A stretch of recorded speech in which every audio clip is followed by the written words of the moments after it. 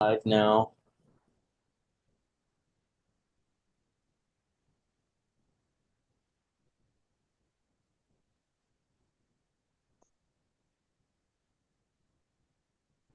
Boom, shakalaka.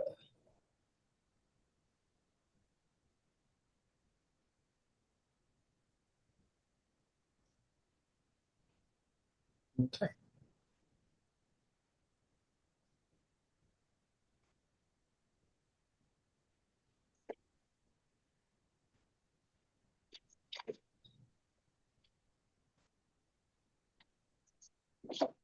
Welcome, Alice, to the book club. Hello, Alice. Can you hear me well? Yeah, we can hear you better now. Awesome. Welcome to the book club.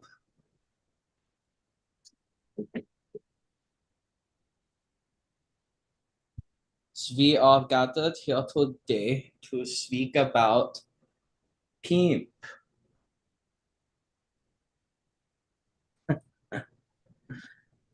Uh, I'm getting links together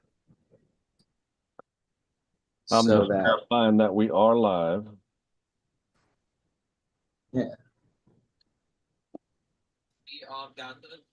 Yep. Thank you for doing that. No, We have just viewing this way. we have a special guest on the book club this evening. The Neif has graced us. Oh, and take it from here for a minute, guys, because Lazy's calling. Oh, groovy. Yeah, I got you. Well, I'm not usually. Yeah, Alice hasn't seen me that often. I know you don't see me much anymore these days, Alice.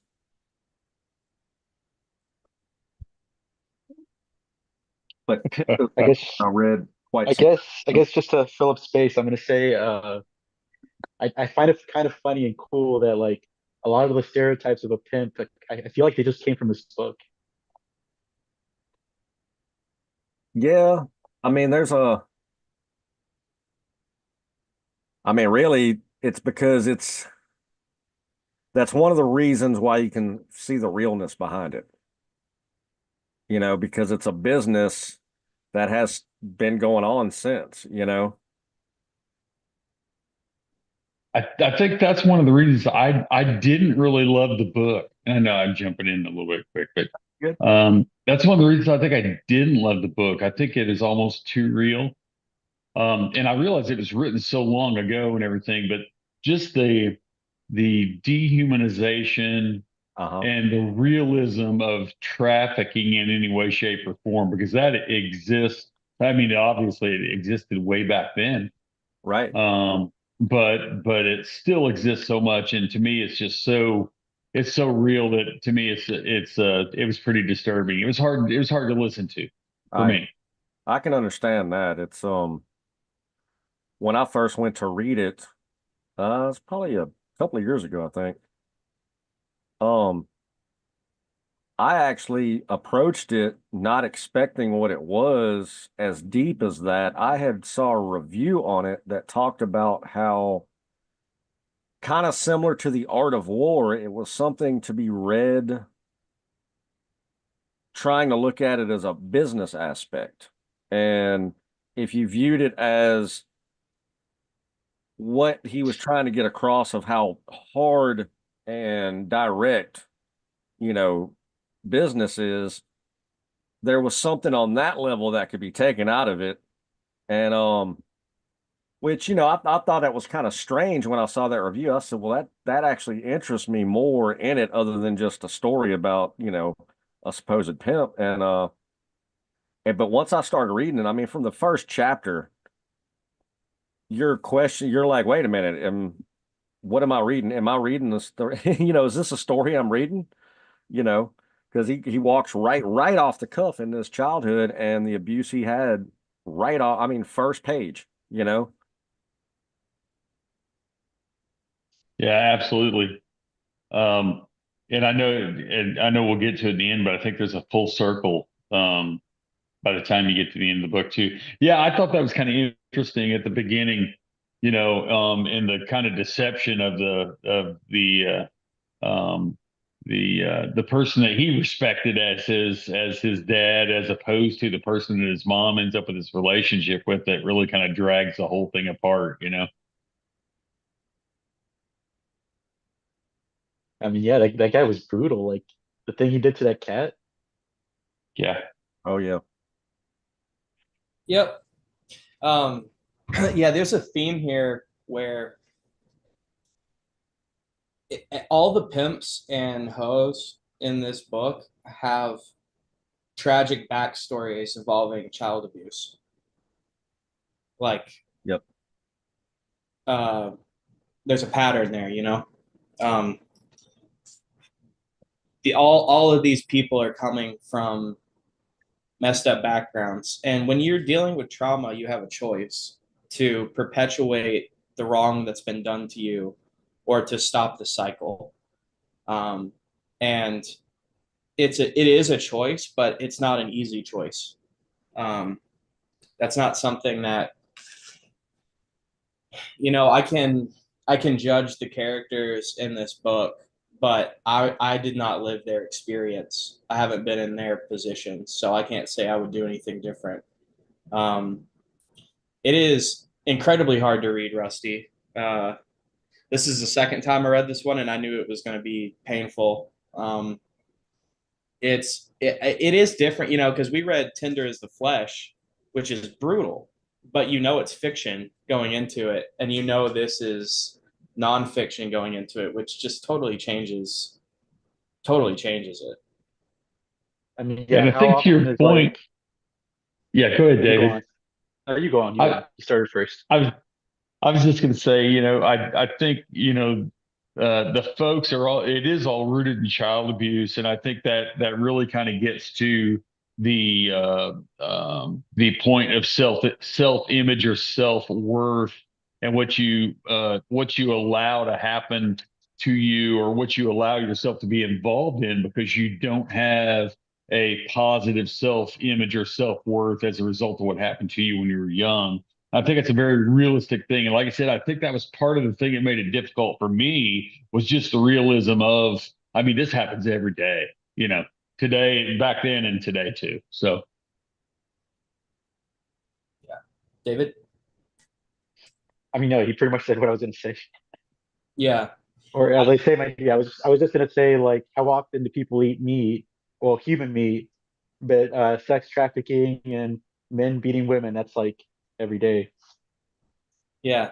There's Yeah, I get really overwhelmed with it, Rusty. Like, um, I haven't quite figured out what I can control and what I can't control. Um, whereas the answer is I can control my immediate surroundings and my circle of influence, but because of the internet, it makes those lines kind of vague. So I bother myself with like global issues that are out of my hands because I don't understand that they're out of my hands exactly. And it really is really overwhelming. I have to like take a break every once in a while and just stop tuning in to what's going on. Um, One of and the this is, yeah, sorry, go ahead. one of the things that I really think, I don't want to say makes it, I mean, because it's not a good story. It's well written, you know. Um, strangely well written. That's what I found it really amazing. It's very articulate. But what I was glad to see, it was kind of a relief to see this, as harsh as it is that he wasn't really, he's not attempting to glamorize it. You know, he's very much telling you the bad stuff he's done, and he knows it was bad.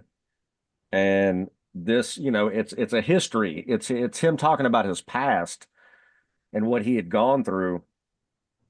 And So, and it kind of goes back to how y'all are talking with, or what Alex is saying with you can judge these people from a distance, but the time framing also, you know, and kind of to go and what Russ is talking about with it goes on every day. What is really kind of painful about this story in the now reality is that you're seeing something that was born out of poverty and this business, that is not just prostitution, because that's as old as the Bible. Um,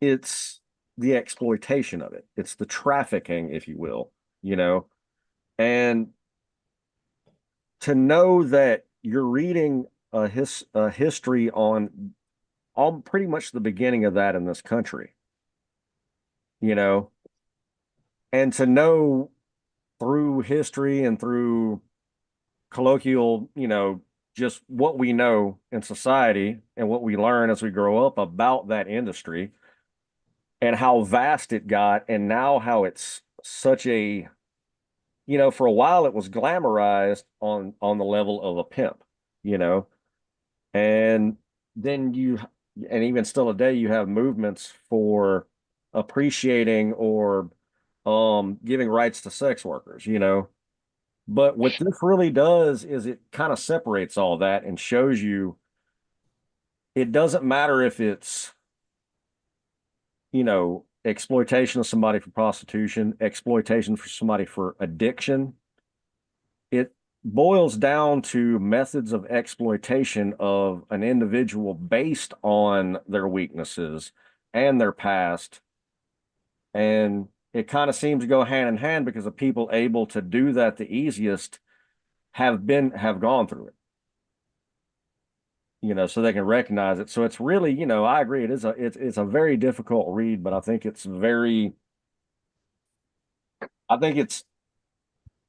don't want to say necessary, but I think it is it's a better thing that it exists because that exists, so it can give some people that can pick it up, a look into that.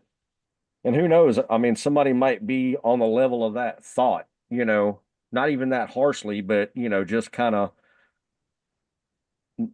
against society or kind of, have a tendency to want to use people. They might see that and see the extreme harshness of it and really be reflective of that and be like, maybe I shouldn't walk that path. Yeah. Yeah. It's sorry, go ahead, Rusty. I was just going to say, I think what you said about the exploitation of weakness was really good, Neif. And then the other thing too is everything of value or everything perceived of value here is based off of money and image and flash and pomp and circumstance, right? There's absolutely really no real value for people. I don't even really get the impression that he cares for himself at all, other than just doing what it takes to survive. I just don't think there's any value for, I use the word dehumanization. I mean, I just see that as all the way around, even including himself. I don't think he likes himself either until maybe the end, and we'll get to that later. But yeah, I mean, I think a lot of it is just, well, it's great. I mean, even now you watch some things and look at the focus that's put on money and image and the perception of what you think is real to people. Look at people's social media accounts and what they project to the world, and it's like, oh, they have this perfect life, or they build themselves up when everybody knows that that's not real.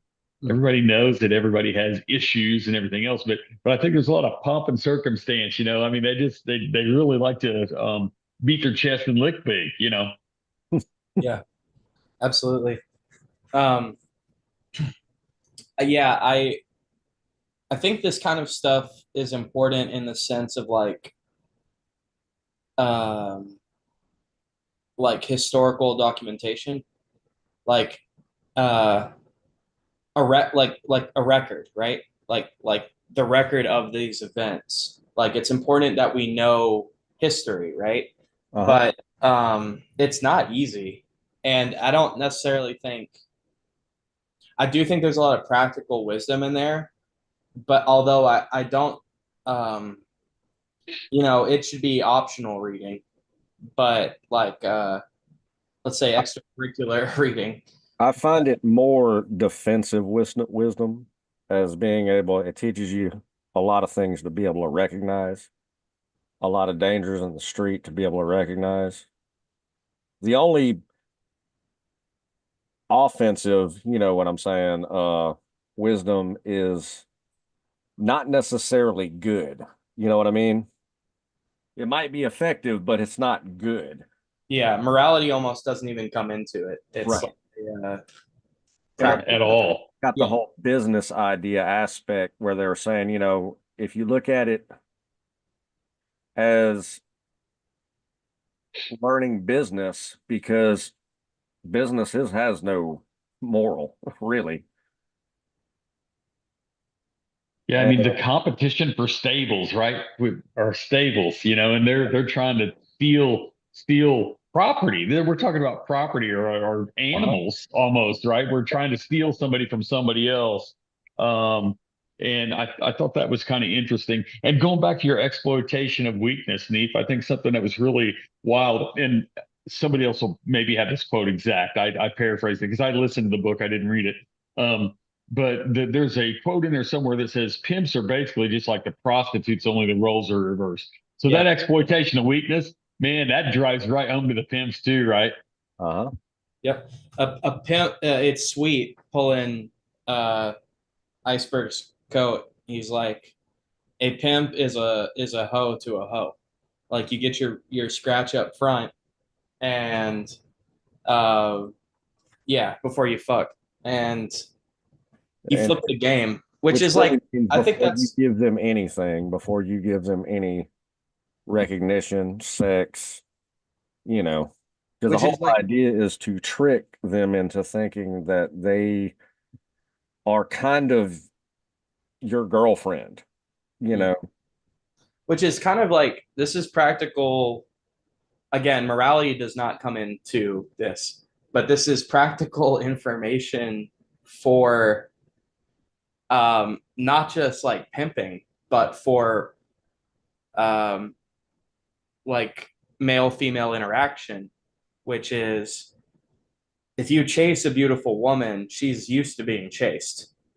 That's what all the men are doing. But if you can flip the script and get her to chase you and become that commodity, then that's a different kind of you've changed the relationship. You changed the nature of the relationship. So again, morality does not play into that, but that is true, right? Um, And it's like, well, it's also like on a business aspect, if you could make your employees feel like they needed to work for your company, there was no other option, there was nowhere else to go. That's in essence what it's teaching you, on a business angle is, you're not you're not smacking your employees around, but on that angle is you're not treating an employee like a friend. They're an employee. They're there to make you money. So, when you push the morality aside, it gets into the whole aspect of, one of the problems with massive corporations, they make so much money because they are able to turn all the employees into nothing but numbers. You do that with an HR department. So you as the owner of the company, you don't ever deal with the employees or how they feel or any of their emotions or anything. You hang out in Tahiti and collect the money. You have a whole Yeah. department to deal with that, Unfortunately, I think that's really right as far as from the corporate America standpoint. But Mhm. I think there is proof that say, hey, if you value your employees and your employees have bought into what you're doing, and this is a lot different than the book, but I mean, there's a certain buy-in, right? But if they buy into what you're doing and you give them the ability to be involved, to have a say, to be very creative, those businesses do better. And think about that in the terms of this book. I think who does better business than when somebody has that feeling of that I belong. Now, in this, it's twisted because the what business we're talking about, right? Right. But Yeah. those that feel like they belong, all of a sudden, they're the ones that are bringing the money back to the business, right? Sure. So it's a very selfish relationship in the book, and there's a little bit of that in corporate America too. Right. I think too. But do you find it really ironic, or maybe a little bit weird that there was one chapter that was called the I think it was called the mistake, right? And he where he loses his cool and he hits somebody, right? And I forget her name. Oh, the Um, grunt. Phyllis. yeah, yeah, exactly. And then that actually leads to where he's got to protect himself, and now he's out there doing other business for other people, right? He's working to try to bring people in for others, and they're scamming people over dope and everything else. Um, but I found that kind of intriguing that the business model changed in there a little bit, and it was self protection, right? Yeah, they talk about that quite a bit. When you're rough with your hose, that's what they call a gorilla pimp. And like several people tell him that is not the correct way to pimp. It's not a violent game. It is not a sexual game. It is a psychological game. That's strictly. And if you can avoid sex and violence, it's actually better business to do it that way. Um, Sweet, there's one part where Sweet's saying like, if a pimp lost his swipe, he could still pimp. Like you don't have to have sex with these women. Um, yeah, it's purely psychological. I'd like to talk about theme, which this is a larger thing, and we'll get into more specific stuff in the book. But um, I thought the theme was remorse. I think the first time I read it, reading it the second time, I think the theme is more forgiveness, and this does not come in until the very last chapter.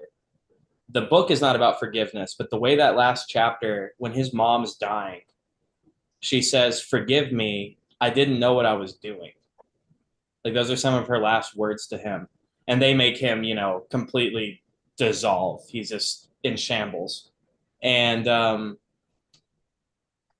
because he does carry a lot of resentment towards his mother and women in general because of his mother. Yeah, He it's really Yeah, what amazes me is that it's as old as it is. If it was written a couple of days ago, people would say, well, that's very obvious psychological breakdown of a person, very, very elementary. But at the time, psychology wasn't quite on that level. Mhm. And what he is actually doing is documenting, he doesn't know the terminology. There's not the terminology for it, but he is talking about it's a head game, you know, and Yeah. that's what it is. It really is a historical marker and also a marker of psychology and like, I don't know if you'd say psychological illness or trauma, and the things that come from that. Because, yeah, everything from the first chapter, the first page, you already immediately know why he was pushed in that direction. That's a Why good it's point, so Neif. easy to fall into that direction, you You know. you you don't agree with this character, but you do understand him. Right. And he doesn't like as these events are happening to him, he doesn't understand himself. Like it takes a therapist to explain to him, you hate women because of your mother and because of the woman that abused you as a kid. Um, yeah, it's very heavy material. And like also on that note, like if we talk about Sweet as a character, he hates white people because of what happened to his parents, which is brutal, Yeah. yeah, that brutal, was pretty bad. Yeah. brutal. Hmm. Yeah. Yeah. So there's themes all throughout this story, and that's what's crazy about it being an autobiography. It is a very competent, well written story. Like this guy did not he was college educated, but he's more street smart than he is like book smart. Like and I did hear that he spoke this book, like, and it was transcribed by someone, which makes sense when you think about all the vernacular and slang that are in it. um Yeah, I found the slang a little bit hard from time to time, and the audiobook, the reading was almost odd if you listen to it. But going back to your theme, and you said you thought the second time through you thought maybe the overall arching thing was forgiveness, and that's one thing I wrote down too. But there's one other thing that went along with that too, and I mentioned earlier that I thought there was not a lot of value for um anything early on. There's, life's value is 100% based on money and image and flash, and it wasn't based on people or love or anything at the beginning. And at the end, there's the forgiveness piece with his mother, which I wrote down, and then there's the short description right before that where he talks about he's in the room and his significant other is there, and she has actually helped him become a better person. And across the hall, there are three little ones in a room, and all of a sudden, that whole thing shifts from it's not all about me. It's not all about money. It's not all about me beating my chest and being this whatever I am, right? All of a sudden, it's the things that are important to me are those things that probably should have been important to my mother and all that all a long way back when I was little and I went through all that stuff, right? I think there's a realization of all that at the end. Forgiveness being part of it, at the very end was absolutely forgiveness. yeah, I think that last chapter really brings it together. um yeah, Sweet never learned forgiveness. He blew his brains out, and he treated everyone in his life horribly except the people that were useful to him. Um, and that's something Glasstop talks about, is he's like, Sweet is full of hate. He's not, he's smart, but he's hateful. And Glasstop's all business. I love that part of the book. Glasstop's rundown about business versus emotion is beautiful. But beautiful in, like, a putrid, disgusting way. But yeah, and I think, like, him understanding this stuff, like him working this stuff out with a therapist to understand why he did what he did is the first step to forgiving himself as well. And that's I think we all know that's the hardest part about all of that, is to forgive what you have done. But it is actually necessary if you want to be useful to the ones you love. If you want to be useful to the people that you care about, you have to start with the man in the mirror. And I really think that's why he decided to write the book. yeah, he doesn't make himself look good. You're right. It's No, like, not at all. He's not boastful about, the way he talks some of the things he might say can sound that way, but he's just recollecting back on really, really bad things that he did and that he knows he did, and he knew they were bad, you know.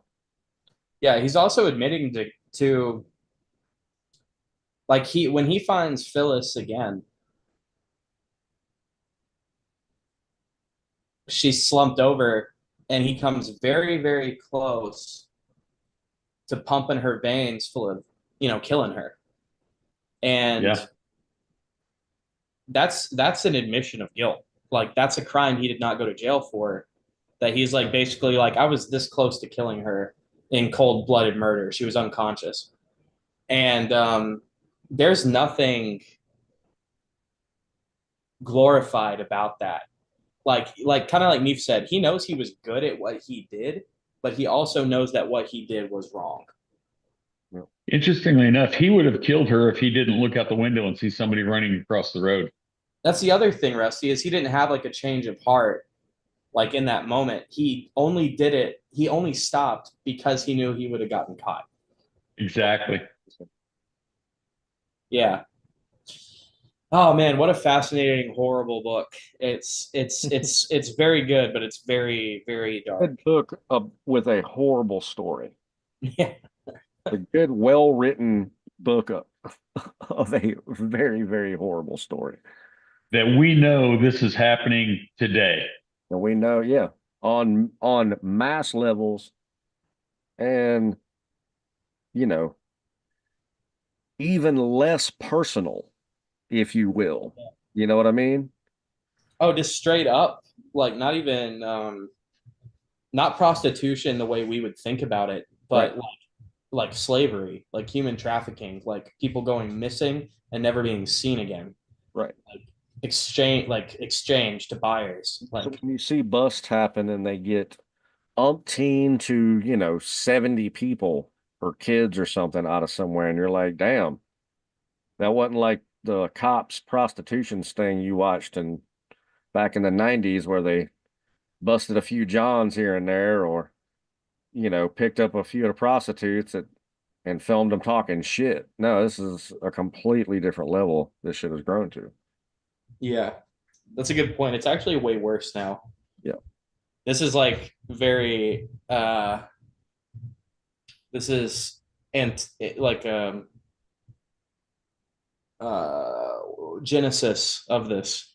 Hmm. Um Yeah, because even Swede, who was like the big guy, he only had like what 10 at most. Yep. hmm. Kind of on, it's funny that I just stumbled across this page I bookmarked because it's exactly what we're talking about with this being like a very tragic book. This page 57. Um,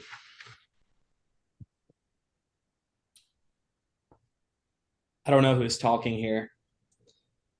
I picture the human mind as a movie screen. If you're a dopey sucker, you'll just sit and watch all kinds of mind wrecking, damn full movies on that screen. Son, there is no reason except a stupid one for anybody to project on that screen anything that will worry him or dull that vital edge. After all, we are the absolute bosses of that whole theater and show in our minds. We even write the script. So always write positive, dynamic scripts and show only the best movies for you on that screen, whether you are a pimp or a priest. And that's what you eat is what you become. And that's, I think, more true. I mean, that's true physically, that's also true mentally. Like I'm definitely like more business oriented after reading this, right? And that, like, I don't know, there's a practicality to this, but it's important what we take in. It's important not to watch mind numbing. I don't like there's a lot of really famous like stoner movies like Harold and Kumar. That's never really been my thing. I like thought provoking stuff because it's like, It all kind of falls under what you're trying to do. yeah, You're sitting around, baking out and trying to laugh at something with the crew. A lot of times you don't want something heady, but like if I'm sitting by myself where I'm able to concentrate on something, it's either raw comedy or I'm trying to learn or get into something that I don't know. And it's like, I mean, it's a horrible story, but knowledge shouldn't be segregated because, you can learn something from everything. that's kind of like the what's the book of sexual acts? Kama Sutra. Oh, Kama Sutra, yeah. It's actually not the book of sexual acts. It's a history of sexuality in that region. It's Okay. But yeah, he constantly in that book, that's one of the main things that he says in that and all sutras is that knowledge should not be segregated. That, whether or not I agree with these things that I'm telling you about is irrelevant. Mm. I need to tell you about these things because they exist. Yeah, knowledge exists for everyone. Yeah, I want to jump back to something you said a second ago, Alex. When you said you were talking about the movie that you kind of create for yourself. I mean, there's some real serious stuff in that thought too. I believe that what you believe about yourself is what you become. And I also believe that you have to be careful what you look for, because if you're looking for things that are wrong in your life, and we all do this to ourselves every once in a while. Um, but if we are looking for things that are wrong, guess what? We're going to find them. Oh And yeah. if we're looking for things that are right, guess what? We're going to find that too. So I think the importance of that movie in your head, or that quote that you had from the book there a second ago, is very important, because I think there's a lot of truth to that. You have to be careful what picture you paint of your own life, because you can influence what actually happens by that perception, right? Oh yeah. Um, and I'm not saying it's easy not to do that, because it's not easy. I mean, it's the Sheryl Crow song, right? You listen to Coltrane and derail your own train. It's kind of interesting, right? Oh, absolutely. Yeah, I think it was Carl Jung that says, until you turn the unconscious conscious, you will be a slave to that unconscious and you will call it fate. So another quote from Dune: fear is the mind killer. Fear is the little death that brings obliteration. And that's how, I mean, we've all seen, and I mean, hell, we've all experienced when you dwell on the negative, when you're full of anxiety, you will force it to happen. You will cause that thing. Or hatred like sweet. Yeah. Or hatred. Yeah. Yeah. I Yes. mean, he dies like he's the top dog, but he's hurt, like he's in a worse position than anyone. He ends up offing himself. Yeah. And he's the biggest in the country as far as they were talking. And then Yeah. he offs himself. And the thing is, he kind of wanted the same for like the main character, because he would keep telling him like, stop gritting, stop showing your emotions. You like it feels like the only emotion he ever allowed himself to express was like anger. And I get that feeling from a lot of like really bad guys, that like that's literally the only feeling they can feel. It's Anything else is like Only allow weakness. themselves to feel. it's their comfort zone. Yeah. You know, a lot of times it's like they didn't have enough happiness growing up, and anytime they had something that seemed like happiness, it was shot down. You know, or they had, an overbearing parent that didn't, you know, praise them in any way whatsoever, or negatively, said nothing but negative stuff to them no matter what they did. And they, And to the yeah, sorry, going, I don't, I can't show happiness because that shows weakness. And this is a harsh world that I've been in, and I have to maintain constant strength.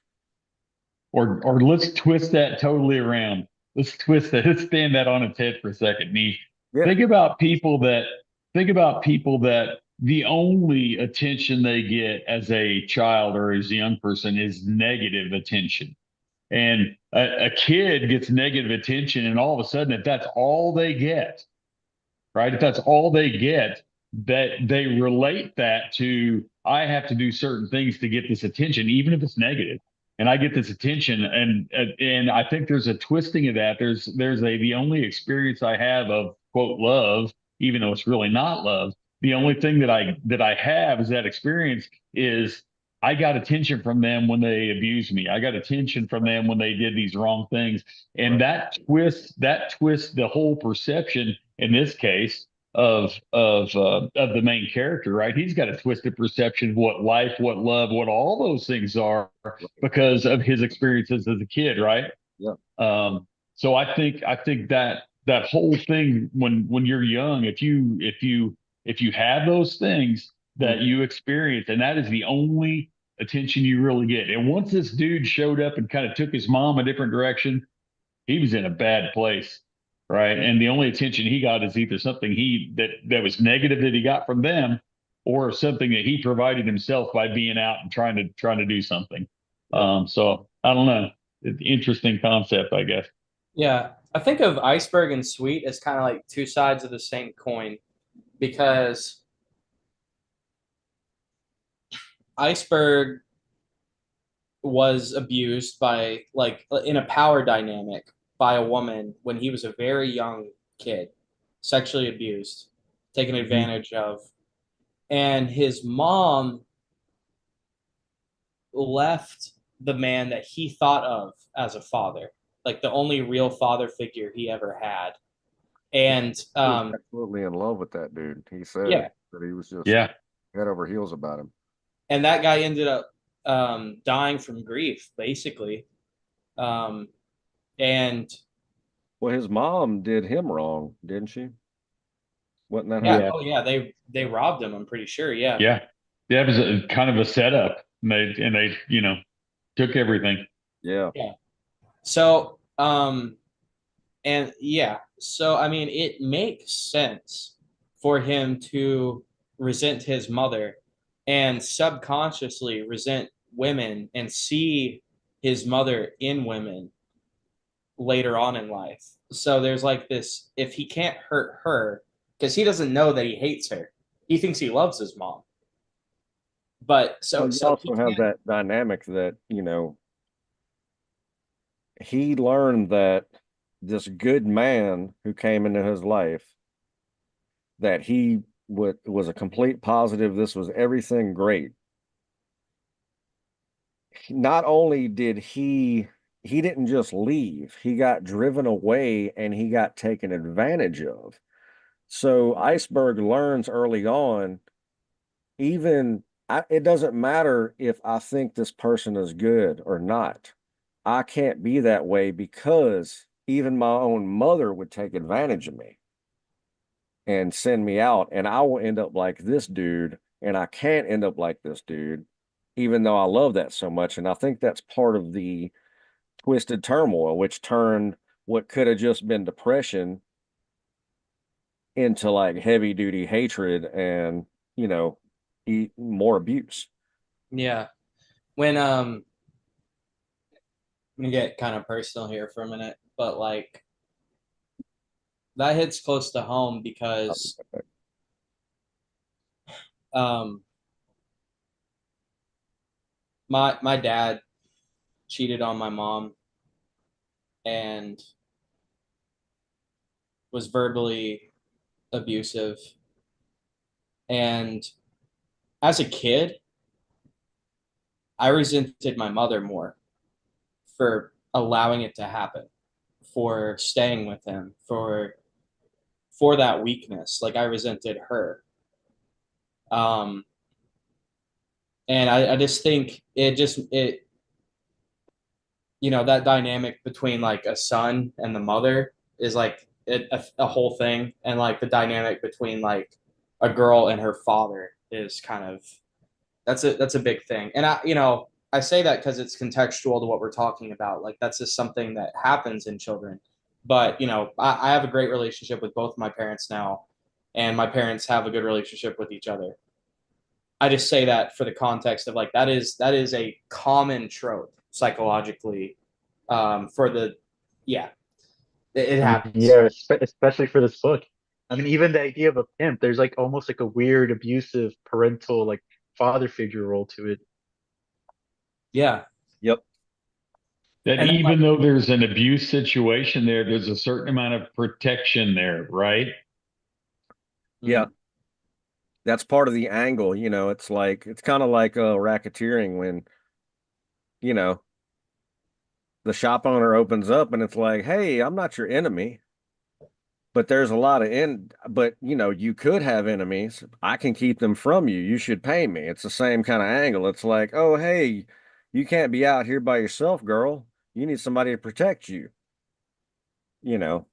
And it's like you're saying, we're kind of going back to what you're talking about with getting an employee invested into the idea of your company, and that's the initial pull that they were using is, they would trick the girl into feeling like, "Oh, this is a racket. This is something that we're doing together, you know, and then it just turns into that same kind of thing. It's like, oh no, you need this. You need me to protect you.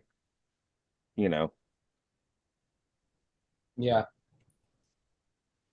Yep. And then so the parallel to that is Sweet, who his resentment isn't necessarily towards women, but towards white people. And it totally makes sense.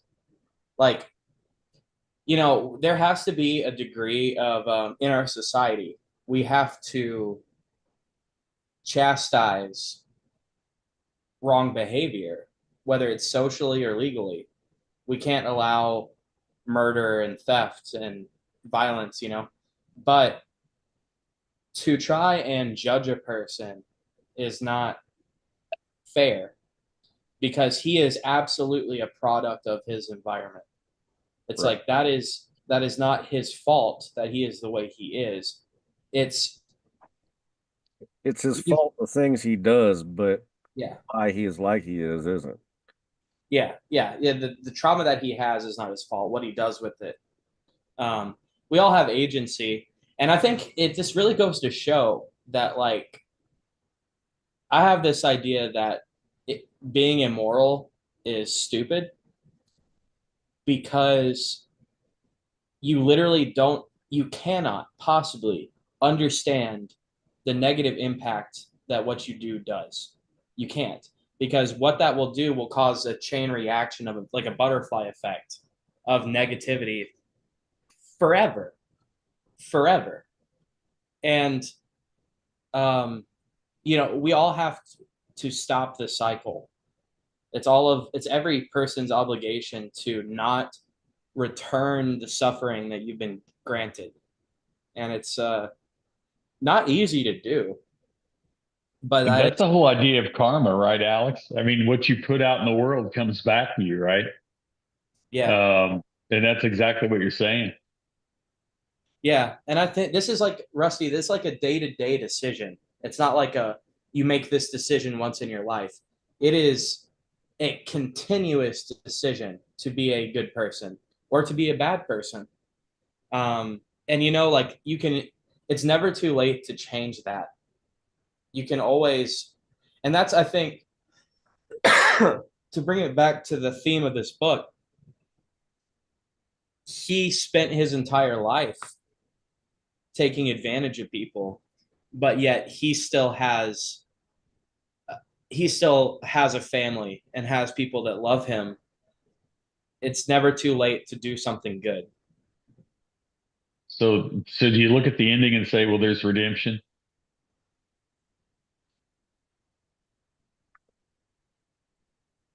I mean, redemption to me is a funny thing because I think that's really something you can only do within yourself. Because you can't go back. There's no way he could go back and fix what he had done, you know.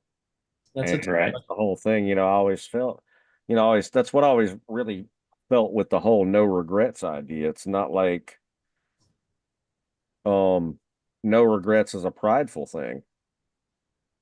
It's really like that it's useless. That's a line in a song of mine. Useless regrets burned in the funeral pyre. Because at the end of the day, at your funeral pyre, and all your regrets are just going to get burned away and that shit right along with it. So what does it matter? You know?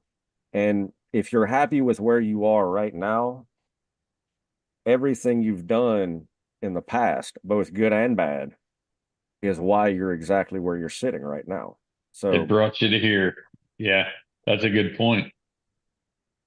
And it's really a shame that morality does not has virtually zero crossover with business, because when Glasstop tells him, he's like, I've sent more women to the loony bin than Sweet has. And then he kind of, in Iceberg's mind, he kind of contradicts himself. He's like, but you just told me that you're level headed and that Sweet's the angry one. And he's like, you're not hearing me.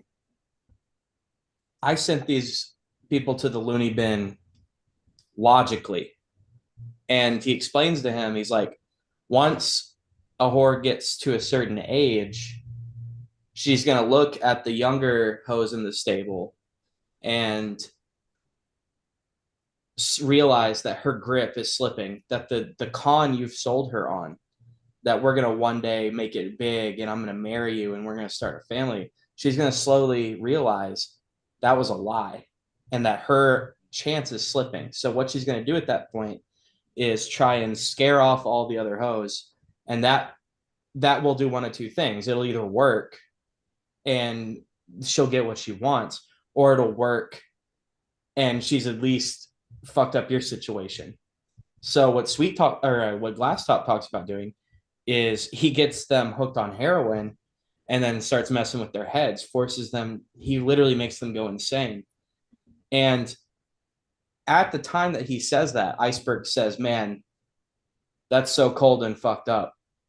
Until Phyllis, he breaks her jaw and she rats on him. And his immediate thought is, fuck, I should have done what Glass Top told me. It's like he knows it's fucked up, but also, you know, the whole nature of this business is fucked up. He's kind of saying, like, if you're going to do this, you got to do it correctly and you got to do it efficiently. And, you know, it's hard to argue with Glass Top when you see what happens to Iceberg, you know? Yeah, because he goes back, he gets, you know, back in jail and all that business because of that bad decision. Right. Yeah. That's what puts him back.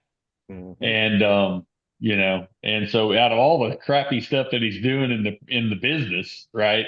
That decision, the mistake is I think what they call the chapter, that mistake ended up and cost him a lot, and it put him going down a different path on hustling people to try to make money and all that business and the stuff that went down in prison too. But yeah, that one bad decision sent him, you know, back to where he did not want to go.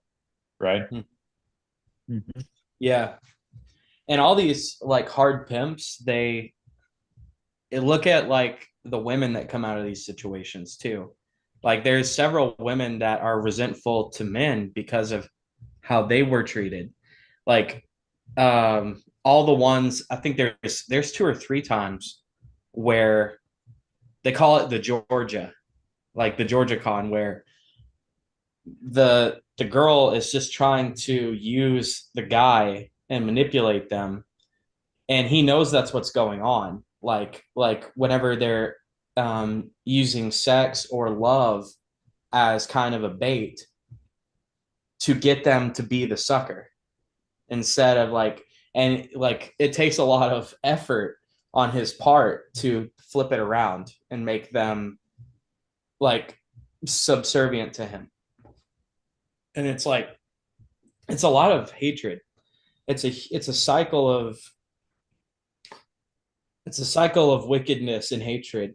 And everyone in the business is unhappy, I think, is kind of what, like, no one in this is enjoying it. No one's having a good Yeah. time. No one has any trust. Everything's Yeah. like a mind game. Yep. Yeah, that's right. That's right. Yeah, you're right, David. It is about trust. It's no one feels safe because they're not. No one is safe. They're right to distrust each other. Oh man. It's also, I guess we should talk about like, I think wicked is a better description than hateful. yeah, You know, because hateful is just hateful. What what these people were doing to each other was wicked. It was, you know, it didn't come necessarily from a place of hate. Like, you know, there were people that they hated, like Sweet hated, you know, white folk, but the business aspect wasn't coming from a place of hate. It was coming from a wicked place of greed, you know. yeah. It's like Chris, she she says she knew nothing but love until she was 12. Like she knew nothing but happiness until she was 12 years old, and then her mom died. and then her father started to sexually abuse her for like a long period of time. And that I mean, all of these people come from really fucked up situations. And if we want to take it back like far enough, it's like like it's hard for any of the black people to make a living on their own. Like they like many times he refers to it as like the white man's world that he's just trying to cut a piece out of. Yep. And that's the absolute truth of the situation that they're in. Is there a lot of this, it's not just wickedness. It's a lot of desperation. Well, yeah, it's out of poverty. You're in an impoverished situation. You're being held there. You don't feel. Obviously they. He talks about the cops treating them differently in it. Mm-hmm. And I mean, and yeah, it wasn't necessarily like a bunch of ghettos either. He was talking with most of the people in this in his story are black people, and they're all relative, pretty articulate. You know, they all seem to highly be intelligent. Yeah. they all seem to be pretty decently educated. Not all of them came out of the ghetto or anything. So one of the things that I found fascinating with it is a piece of history and time. He talks about a couple of events that are historic when they were happening. He brings them up like they heard on the radio or something.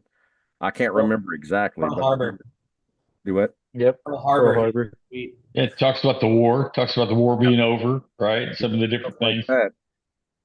And so you get a glimpse in, and it actually gives you a more realistic glimpse into the life of somebody that not only somebody that was black, but somebody that lived in that kind of situation, you know? And kind of like Alex was saying earlier, you can, you can try to judge people, but there's really not much you can put onto it because all of these factors, they don't make their actions okay. But the fact is there's not a whole lot of okay actions going on. There's not a whole lot of okay, good options, Yeah. and so they're forced into self-survival, and it becomes that much harsher because in poverty, you have you have less, so you can look out for less people, you know. Well, when he gets picked up by Melody and taken to the white neighborhood, he describes that as going to heaven. He's like, "Oh, I'm in white heaven." It's like literally it's segregated. This is 1938, and it's like they are in different worlds. There are no options here. And it's like Neif saying, everyone is doing fucked up shit. Everybody around him. It's like Henry was this angel in his life that gets fucked over because he's also in like a bad situation with bad people. And it's like Yeah, because he's not conning anyone. exactly. It's like that's what you get for being good in this world. Is That's you what goes fucked back to over. what I was saying. That's all Iceberg saw when he was like, "Oh, this is being good. Oh, that's what being good gets you." Oh, So a rhetorical question, I guess. So realizing that it was going on in all communities, right? Um, do you why don't you think? I mean, obviously the cops were out there, and the cops, he ends up going back to jail and all that stuff again. But why don't you think the police didn't make it a higher priority, particularly given the racial tension at the time, right? And really just the lack of any kind of human dignity afforded a lot of people at the time. Why do you think the police allowed it to happen instead of totally wanting to shut it down? I'm pretty Neef, positive go there's ahead. several reasons. There's several reasons that'll work out. You have, for one thing, imagine most of the cops at that time were white. They might have been Irish, so they might have been impoverished themselves. Right. They're on the take. You got to think about it. In the black neighborhood, the justice system isn't really paying attention to, and at that time especially, what's going on. If a white cop brought a black perpetrator in, that was just kind of how it was. There wasn't a whole lot of, hey, wait a minute, let's ask a lot of questions, you know. So when you got cops that are crooked or cops that are running down on that side of town and they see that going on, they're like, well, we could bust them, but we can tell they're making more money than anybody down here. They know that we can pull them in just on anything, even if we can't bust them on pimping because they're black, we can make something up and take them in. It'd be easier for us to just be on the take. And he talks about police being on the take. Also, kind of like when the guy in the beginning, or the guy when he what's his name, that is talking about how Sweet took his stable. Then he ends up calling the cops on him. It's pretty something. Yeah, and that's the thing is Yeah. cops, back then, you call them up and tell them, something's going on, they're likely to go down and just kick the door in, especially if it's in the black neighborhood. But do you think that he didn't know a cop that he specifically called? That's probably how that worked. He didn't just call the cops on dude. He set him up and then went and talked to his one payoff buddy and was like, hey, I know where you can go get a quick bust of a dude that's got some smack right now. And they kicked his door in and he's all fucked up. So he's not able to say anything. There's no real rights. There's no, hey, you kicked my door in without a warrant because, well, it's a black man on heroin. Yeah. They pretty much had run of the mill down. It's real easy for the cops to have run of the mill and be crooked as hell on that side of town. Yeah, and that's kind of where I was going, getting into some of that discussion. But then the other thing is, if they truly wanted to shut everything down, they could have, but they allowed a lot of things, right? And that's still going on today. It absolutely does. If I always talk about, coca cannot be grown in this country. It has to be imported. Mass amounts of cocaine actually have to be shipped in over our borders. And we have God knows how much cocaine running through our streets every single year. Now, if somebody tried to ship a quarter of that amount of anthrax powder in, do you think we wouldn't be on top of it? But Neif, why is there so much fentanyl then? Yeah. Speaking of, they would stop it if they could, right? Long and short answer to that question is the police didn't do anything about it because they're not getting paid shit. Nope. Except by these pimps and drug dealers. They're getting paid more by them. And I mean, let's be honest here, right? Like, the police force doesn't always get our best people. No. Even back then. I mean, why do you think they call them paddy wagons? One of the reasons why Irish became family of Irish cops, because Irish were hated by everybody and they were poorer than anybody. And when you've got a whole bunch of craziness going on in a town, in a city like New York way back when, who are you going to get to be the police?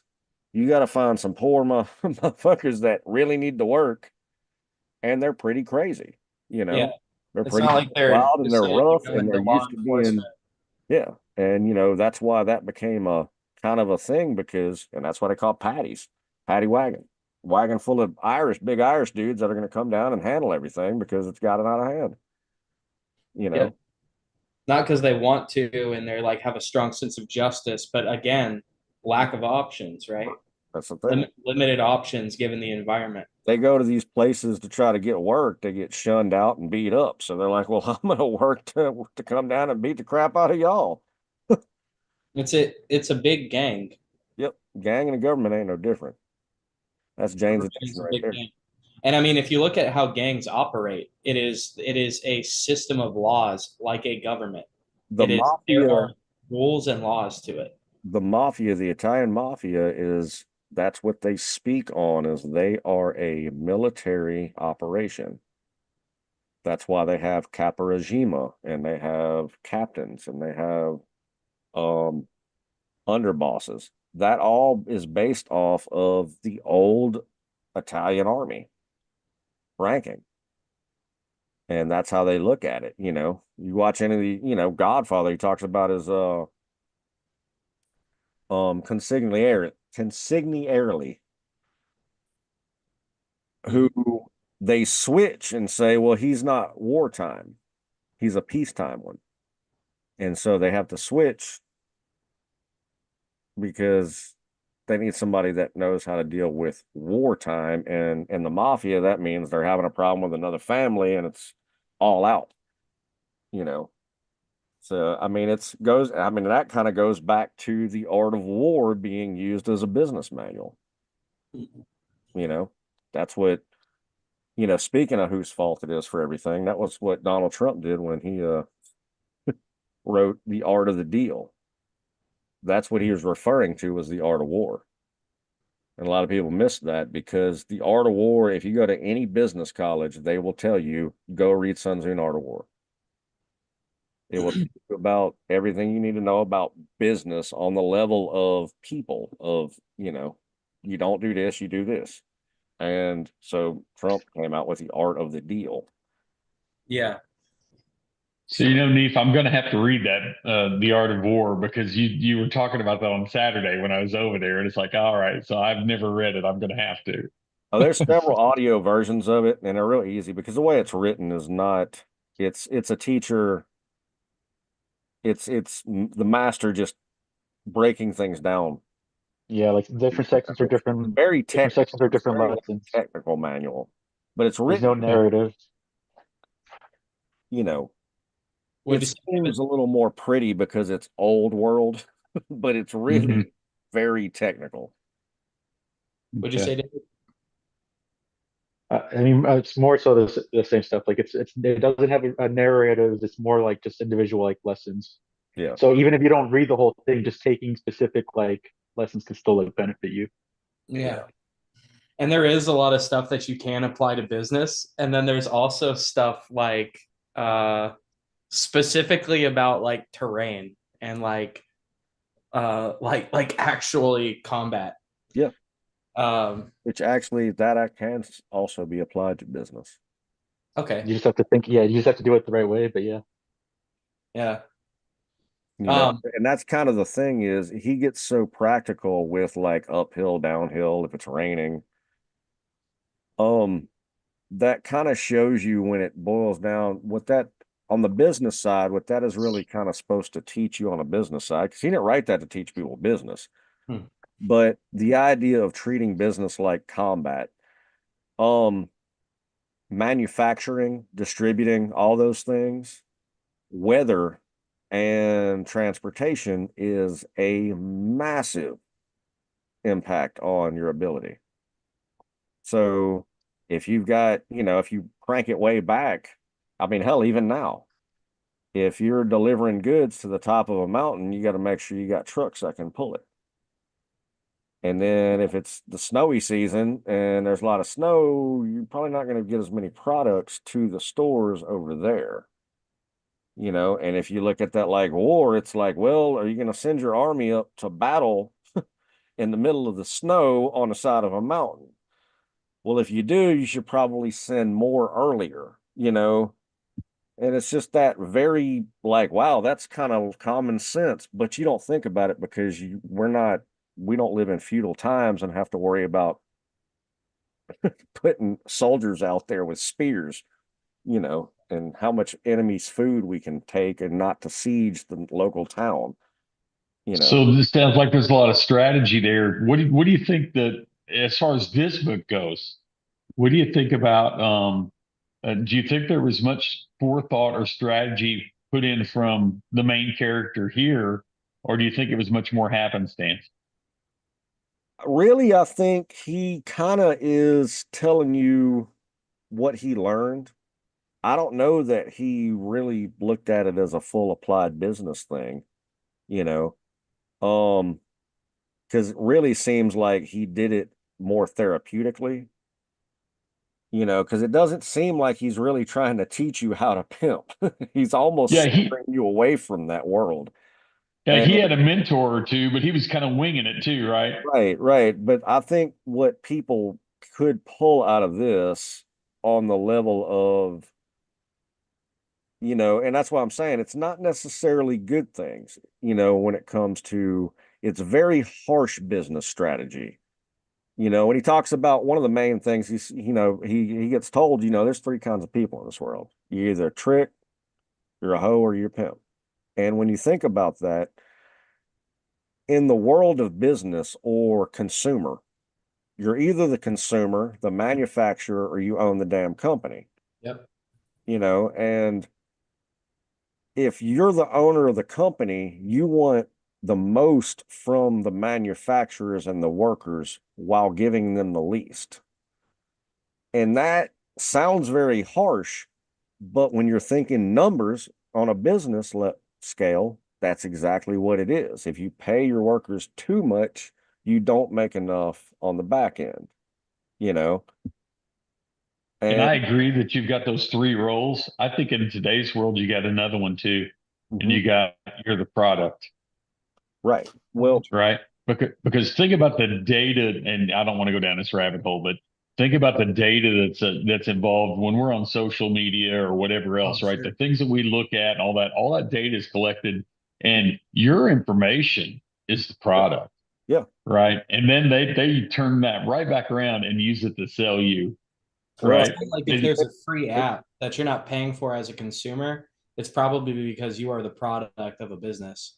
right. exactly, Sure. exactly. Good And, So point. and if you look interesting. at it at what he was doing in like in a pimp game, and then basically the sex is the product, you know, and you're selling the girl is basically like you're saying the advertisement of it, and the pimp is the collector of that information. He's the one that sells out. He's the one that lets the guy know, oh, I got the girl for you, you know, because I've collected her and I've collected her data. I know everything. I control everything about it.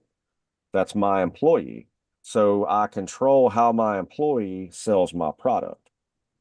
And I can trick my customer or prove to my customer that my product is what they want.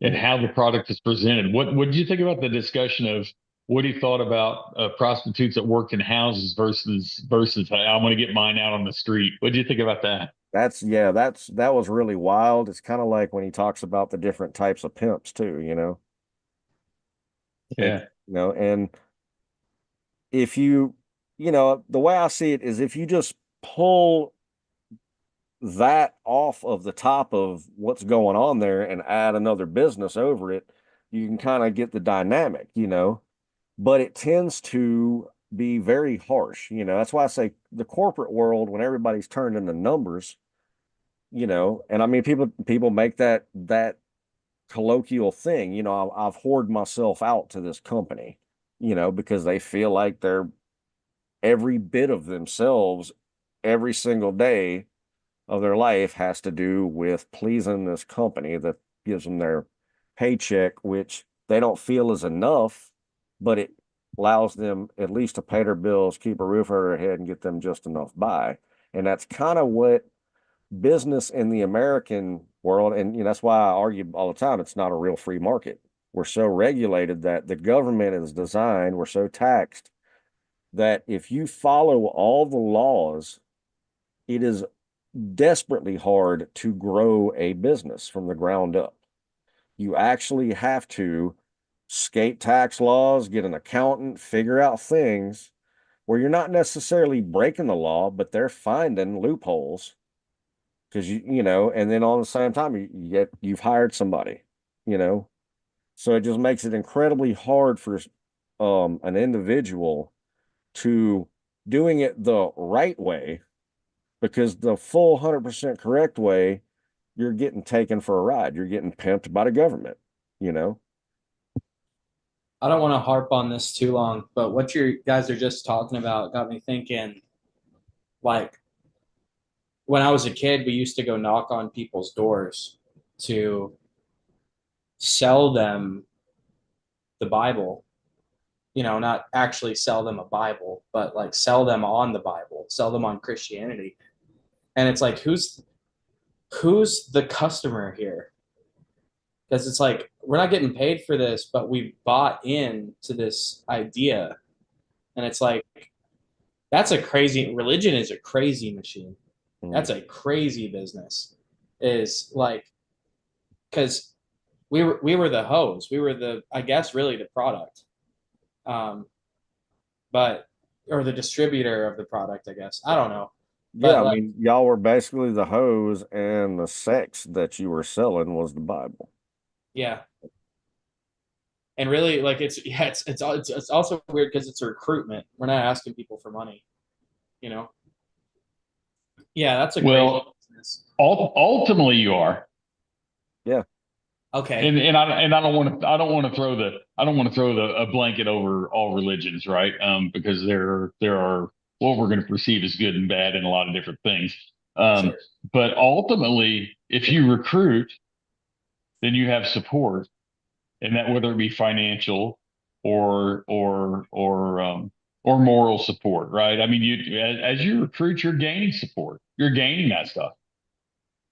That's a good point, Rusty. And you're right that there's a lot of good to religion. We don't want to throw the baby out with the bathwater, but capitalism has absolutely taken its root inside of that. Which I mean, we see this in scripture as well. Like that's a big parable is when Jesus is overturning the money tables, right? Absolutely, Yeah. absolutely. My other thing I wanted to talk about that we haven't addressed is the addiction that Iceberg goes through.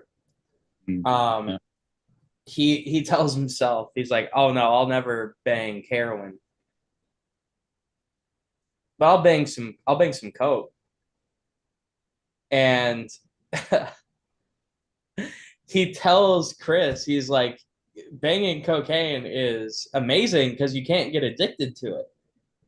He's like, "It's harmless," and he is doing it every day, so he's buying the bullshit that he is Yeah. selling her. Like he is a fucking trick to the coke dealer. Like, and it's fascinating watching that happen because he goes from snorting coke to banging coke, and he's like, "I'll never do heroin," and then he ends up doing heroin, and he gets And severe heroin. interestingly enough, I mean, Neef kind of got into this a little bit earlier. There was a time when he's like pushing heroin to some of the hoes, but at the same time, most of the time he was just pushing pot to them, Yeah, right? Most of the time, unless there was a specific thing that he was trying to accomplish, and then he ends up doing the other stuff, right? Um, that's very ironic. yeah, and he goes the first time he bangs H, he is like, "Well, I'll get a cap of heroin if the guy he's like I just need something." Which I mean, okay, that's another thing that ties back to trauma and the abuse that he went through. Addiction is addiction, Yep. right? It's like it does like I mean, and I'm guilty of this too, It where also it's like it also kind of sheds light on a point that he doesn't really specify this, but the fact that, he says, I'll never do heroin. And he starts to shoot cocaine. And a lot of people don't understand that the needle dope itself, the needle itself becomes its own dope. So people who are like, I'd never shoot heroin and then decide to shoot coke one time. Once they keep doing that, it's just like he says. I mean, it works out that way all the time. And usually heroin dealers will work it out that way where they're like, hey, I don't have anything else. This is all I got. And they're like, well, that's not what I do, but it's needle dope because they can't do anything any other way. They can't put it up their nose. They can't smoke nothing. They can, but it's just not going to hit them the way mainlining does. Yep. And I mean, like, That yeah, is there's a feeling. lot of That is the top nasty. of high that you're going to get from anything is mainlining. That's the nasty. There's a lot of nasty tricks to pimping, but also to like slinging drugs like that. Being, It's like being a you pusher. being a pusher is like. I mean, I've heard horror stories from people about like he didn't tell them that he was giving them that. So they did it unknowingly, and now they're unwittingly hooked on something. And it's I mean, like, that's the whole game. That's the whole game with youth. I mean, there are people out there that are doing that just to get people addicted, um, at very young ages, right? And they don't sell it to you; they give it to you yeah, at first, and then when it becomes something you need, now all of a sudden, I've just created, or that person has just created, they've created an avenue to make money for years. Yep. As you know, wrong and twisted and sick as that is a fact, That's and that's sad. Steppenwolf's song, The Pusher. Actually, he points that out. He even talks about it. He says the different, there's a difference. He says the dealer is a man with a lot of grass in his hand. And it's like, some dude that's hanging around and he's got weed and he can go get some weed. That's not really what you look at as a pusher because it's not like a heavily addictive thing that he's like, dude, yeah. But a pusher, and this is, I mean, what year did they put that out? 68? They've been late 60s. Yeah. And, heroin was a big deal then. I mean, it's not on the same level now because unfortunately, because there's so much pharmaceutical shit that replaced it. But um, then it was such a big deal. And that's what he's talking about. He says, the pusher is not a natural man. You know, he's Yeah. And for anybody that hasn't heard The Pusher, you need to go listen to it. God damn The Pusher, man. great I, opening line. He says, I smoked a lot of grass. Oh Lord, I popped a lot of pills, but I never done nothing that my spirit could kill. There it I want is. A lot of I want people to break watching. in real quick just to say shout out to Trapper in the chat. Our homie Trapper. Uh, he joined the chat and I was like, "Yo, what's up, Trapper?" He said, "Mainline and crack, watching you guys." Mainlining crack. Wow. He said, That's "What's Neif doing?" I said, "Big pushing." He said, "He put a plug on God. Stay with them, youngs." That's hilarious. I love Trapper. Uh, Go if you need tattoos, go to Huntsville, Alabama. See Trapper. He does fucking phenomenal work. It worked. Anyway, I didn't want to interrupt. That is No, it's all good. I was just talking about, basically what they're talking about Stephen Wolf's a pusher, I've seen a lot of people walking around with tombstones in their eyes, but the pusher don't care if you live or if you die. I said, God damn the pusher man. And that's, pretty much what he's talking about. It's not the drugs. It's not even the substance. It's the people and how they use them, yeah. So Neef, let's pull that right back to this book. Yep. And we don't have to talk about the drug aspect of the book, but if you pull that right back, what's a pimp? He's a pusher, Yep. right?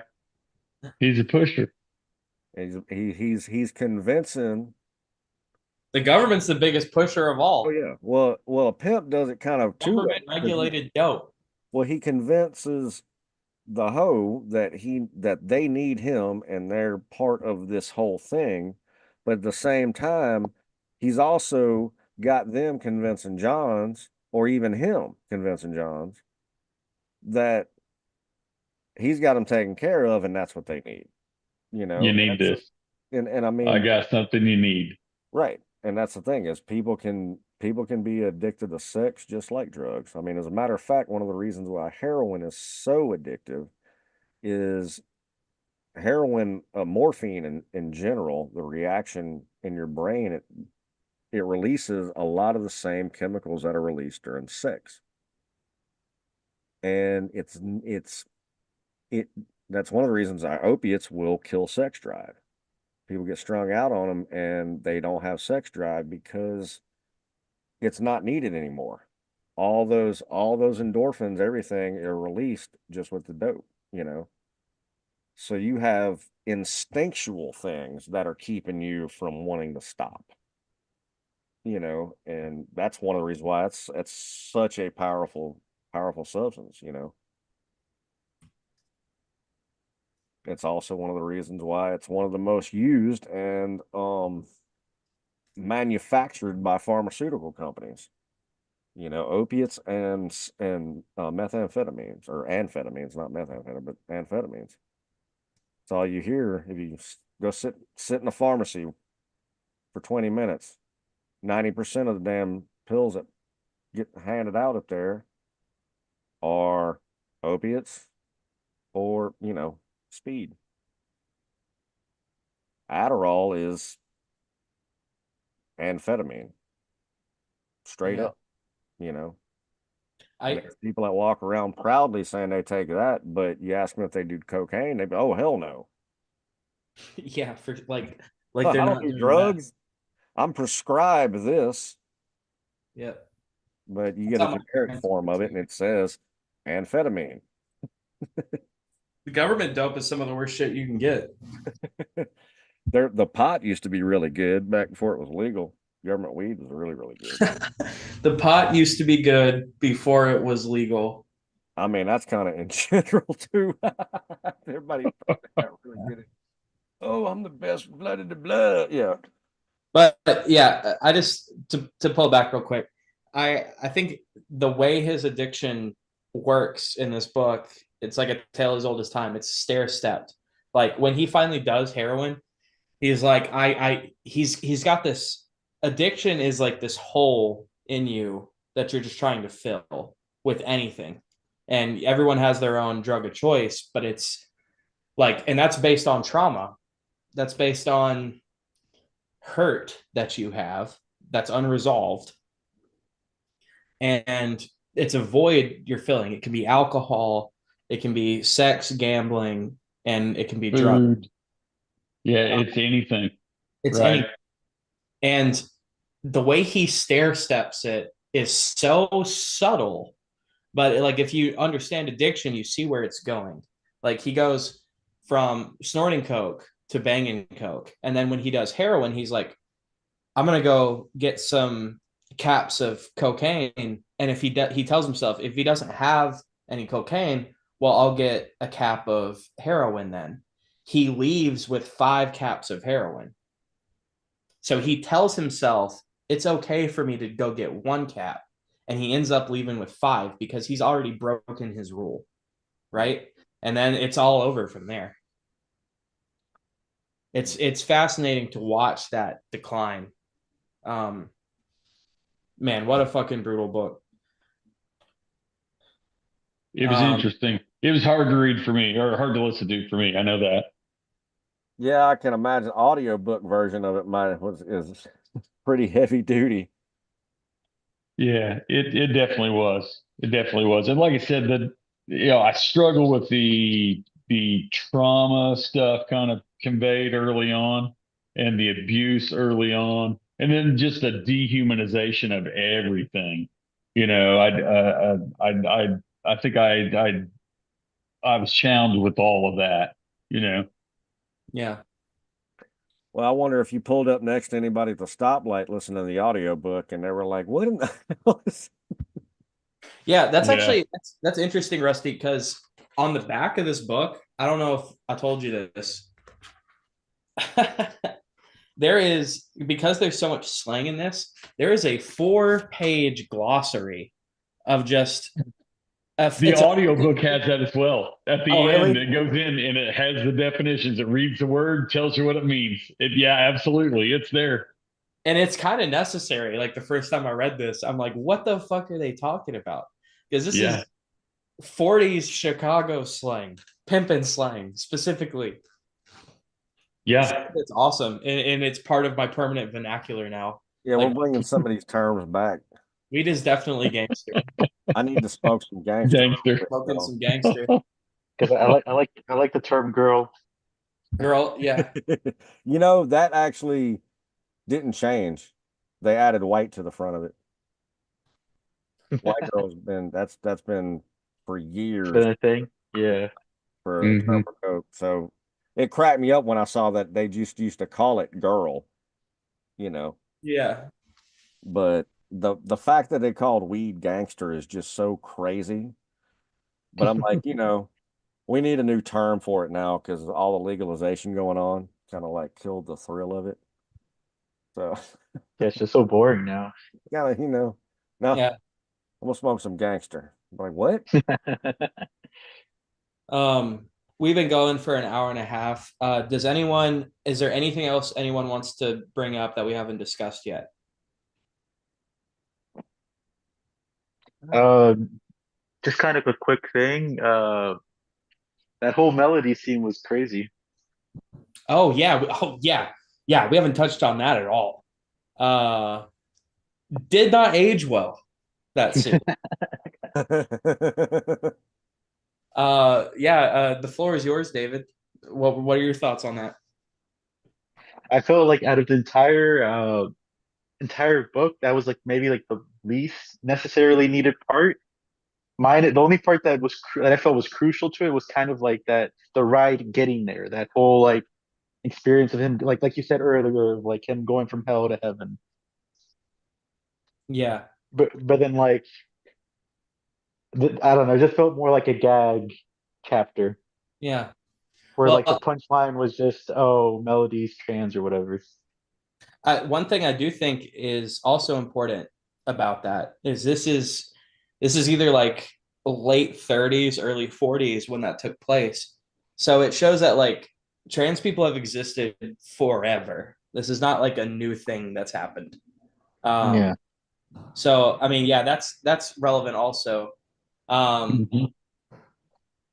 yeah, yeah, and like you know, the way he treated that situation was fucked up. When it happened, and the way he reflected on that situation was fucked up. But I mean, that took place in like the late 30s, early 40s, and this book was written in what, the mid 60s. So I mean, even at the time that this is written, homosexuality and transgenderism are not. Uh, these are still not culturally accepted things. Yeah. Written in 1969. Yeah. So I mean, um, yeah, but yeah, it is one of those things because he's remorseful about a lot of things that happen. He still is homophobic at the time that it's written, which is a statement about the time period. It's kind of like one of those things where it's like, yeah, no shit, they were racist if it's 1910. Of course they were. I mean, that's not to justify it, but that's more of a statement of the time rather than of the individual, right? it, it, it, Um, it's not shocking to see that attitude. yeah, It's one of those, it just was what it was. And, you know, really in the black community, it it was not accepted for longer than almost any other community. Even today, it's still not extremely. It's more yeah, accepted, but it's not very promoted the same way. You know. yeah. There's a lot of like there's a lot of people that are like pushing the envelope still because there is like it's a counterculture still in a lot of communities. It's not like a commonly accepted thing. So that's a battle that like trans people are still fighting. That's a battle that like gay people are still fighting. Mhm. Um, I mean, really, in one way or another, and there's different levels at different times. Anytime society groups a certain set of people out, it has more to do with the rest of society acknowledging that as a group than just accepting people. You know what I'm saying?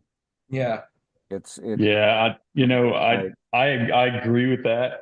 And I think there is I don't know how to say this exactly. There is control in conformity. right. well said, Rusty. Yep. Mhm. Also categorization. Yeah. If we can categorize everything, then we can, distribute the ideas or rank things where we feel they should be. And that's one of the things I've often have issues with, especially when it comes to government things, because, I think where the government tries to help, they're not actually trying to help. They're trying to control under the guise of help, and they're trying to seat themselves in the best optics they can for the demographic they're trying to get the support from. You know what I'm saying? Yeah. I mean, Nobody's saying or I'm not going to say nobody's saying, but you don't hear we're all just individual people argument. Like, I grew up here and it's like, just because somebody listens to a kind of music, dresses a certain way, just because a guy has long hair, all the simple things. And it's one of those things that we used to say, look, you're an individual, you do what you want. You shouldn't. yeah, and Right. I tell you what, Neef, and I've told people that I know up here this, you know, I've been coming down to Nashville for I don't know, over a year, on a fairly regular basis and everything. And the community that I visit when I'm there is such a diverse community that I am not exposed to where I live. That has really opened my eyes up to a lot of things of, what, people are just people. And it's just been a very positive experience just to see, and be exposed to just a lot of things that I've never been exposed to before. And I think that's been a pretty cool part of the experience as well. So I Yeah, agree with you. and like you're a part of that, like you're not a spectator in that. You're an active participant. Like your opinion and your perspective on this kind of conversation is like really important and useful because it's different from my opinion. It's different from David's. It's different from Neef's. Like this Yeah. is like That's what makes it fun. yeah, like to speak about the Nashville community, it's like the commonality here is music. We're all here to see a musical artist, which Yes. that shows us that we can have diverse opinions, diversity in thought, diversity in everything, and still Yeah. come together on that. It's kind of like what we're doing now. We're here to discuss a book, and it's actually super useful in a conversation like this to have different opinions on it. Like you've each shown me something that I hadn't thought about it when I read it, and it's yeah. I appreciate all you guys. Is there anything else we haven't addressed in Pimp yet? Anything else we want to talk about? No, I guess that's it. I mean, we Yeah. really, Good stuff. yeah, it's I'm definitely not rushing anyone. I was just checking to see. But I think we're good. It's a great book. Thanks again, Neif, for the recommendation. Oh yeah. You showed me this book a few years ago, and it really blew my mind the first time I read it. And reading it the second time, I got a lot out of it this time too, like stuff I didn't see before. I guess like coming at it as like a different person than I was then. Um, yeah, Well, a lot of times, second reads are always can yeah, a lot of times really give you a, you know, you're able to dissect things a little more because you're not just eating them for the first time. You can yeah, like roll it around your mouth and taste it a little bit, yeah, not it's Yeah. not such a shock to you. So you can kind of, think into it. And that's what I was doing a lot when I couldn't read. I would get on the audio book and I would jump through chapters because I remembered it so well enough that listening to things would spark it up. But I was trying to concentrate on certain aspects like the beginning and when he flipped, you know, and looking at that because knowing the whole story, that's what I like about going back to stories like this is that you can go back and really focus on a certain area to trill it to, try to dissect just that aspect. And because I mean there is so much going on in this story, even though it is very just hammering at you. it is it, yeah. it it's Yeah. it's a rough read, Alice. It is a very That is. it is something I'll probably read again in my life because it's a hard read, but it's also one of the best books I've ever read, honestly.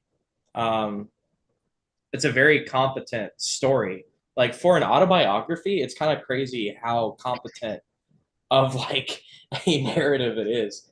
I will say, like as a critic, I will say that like the last third of the book is very rushed. Like the a lot like he takes a lot of time to explain a few years, and then you get like the next 2 decades pretty quickly. Yeah, Uh, especially that first year. yeah, exactly. Yes. Yes. The pacing's a little weird, but yeah, I really enjoyed it both times I've read it. Um, yeah, if you haven't already, Alice, check out Rusty's music under Teleguy. He's got music on Spotify. Uh, is it just Spotify? Yeah, it's on Apple Music too, and I think there's some on Amazon too. I put it in different places, but yeah, there's some things out there now. There's some new stuff coming August 1st, August 15th, and September 1st. All lo-fi stuff. Neef's trying to convince me I need to go higher fi. Oh, I'm just trying to get in on it with you because it's some good stuff. Yeah. You should definitely check it out, Alice. It's Yeah, Rusty's a good singer songwriter that we don't get enough of that anymore. Everybody wants to be a little more than everything else. I appreciate that very much. Real, you know, just good real songs. yeah. And that's a high compliment from Neif. Neif also has released some music recently under KB Walker. That's also available. I think you used it. That's on many platforms. Yeah, it's all over the place. It's my symphonic, very short 1 minute, 2 minute symphonic pieces, orchestral pieces, if you will. Neif's fishing for that commercial play. Uh-huh. So when y'all listen to it, Well, it sounds like a commercial or something that might annoy you after having to skip it on YouTube. That's what I'm going I for. I heard a bunch of it. I heard a bunch of it on Saturday, and it's fantastic. Oh, thank you, Rusty. Yeah, So well executed. I know David has some things in the works soon that we haven't announced yet. I don't know if he's ready to announce that yet. That's totally up to him. You can go ahead and announce it. We won't have set dates because you can announce it. I would prefer if you did. Oh, me. We're branching off the book podcast into like a separate thing, which is a manga podcast. Uh, that's as much as I can say for now. Is just it was supposed to be done this month, but there was like some moving complications because I was moving from like a condo apartment area now into a house, and now I finally have like the space to actually set up like an actual studio room. Well, I know I speak for Neif and I both to say that we're so happy to have you on board and in the rabbit hole fold. Um, I feel totally confident cutting you loose to do your own program, and I'm happy to be a part of it in whatever capacity you want me. So, Yeah, it should be really something else, Alice. So definitely check it out because I know there's a lot of fans of manga. yeah, And I'm looking forward to that. It's going to be really fun. Um, and then before we go, I have next month's book. What is it? This one comes recommended by the Supreme herself, Molly Marie Kent of Omenbringer. The Tools by Phil Stutz. I have been informed that there is also a Netflix documentary about this. I will be watching that after I read the book. This is self-help psychology stuff. Oh, This will be different from yeah, Pimp. way different. Be a little different from Pimp. I love the way we contrast with this. Yeah, yeah. There's no rhyme or reason to the books we do. I actually really enjoy it because this is not something I would read on my own, um, which is good. That's healthy for me because if I picked the book every month, we would read fantasy. We'd read high fantasy every time. We'd be reading Game of Thrones, I don't and Dune. know. I think Pimp's kind of a self-help book. yeah, oh yeah, Pimp has tons of practical knowledge as we've established. I can't tell you if that their morality doesn't even play into it. It's useful. None, none at all. Definitely self and only self-help. But this is supposed to what I've been told about this uh is that it's kind of like giving you the tools to fix yourself. um I'm not giving like mental health advice, Alice, but like instead of, you know, instead of getting that from someone else, you can maybe train yourself through this and maybe other materials to be able to fix yourself instead. Self-reliance. So I'm excited to crack that open next month. That sounds awesome. If you feel like you're not broken in any way, will it help you become like, superhuman? Yes. Cool. That, If I feel like I'm running fine, will it allow me to like drop like a supercharger or a nitro into my mental spiritual energy?